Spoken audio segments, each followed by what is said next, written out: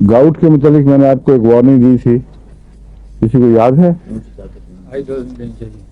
हाँ, high dose शुरू में नहीं देनी चाहिए, पहले इसको कार्बोवेज से शुरू करें। एहतियात का तकाजा ये है, कार्बोवेज इंसान को काली कार कबूल करने के लिए आमादा कर देता है,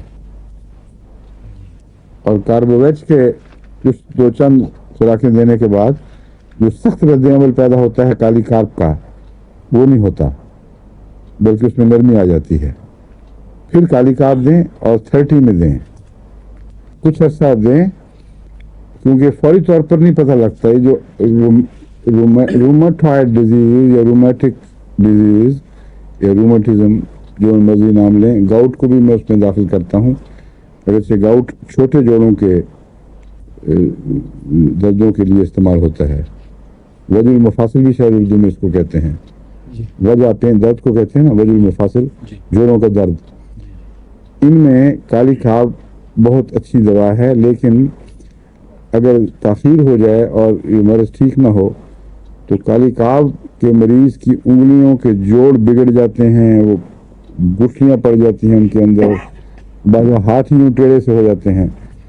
बहुत ही ख़तरनाक ज़ाहरी निशान बिगाड़ दिखाई देने लगते हैं।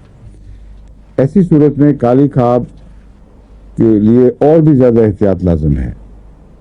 अगर ये मिलती जुलती दवा हो और मरीज़ की इकॉनमी में, उसके अंदरूनी निज़ाम मुदाफ़त में इतनी जान ना हो कि वो उस बीमारी का मुकाबला कर सके, तो काली काब की ऊंची ताकत ऑर्डर दे देगी कि तुमने हर सूरत इसको ठीक करना है, और जान है ही कोई नहीं, वो उसको लड़ा लड़ा के मार देगी, और मरीज़ की जो सारी ताकतें हैं वो हमलावर हो जाएंगी बीमारी पर, क्योंकि ऑर्डर ठीक है, और नतीजतन ताकतवर कमज़ोर को मारता है।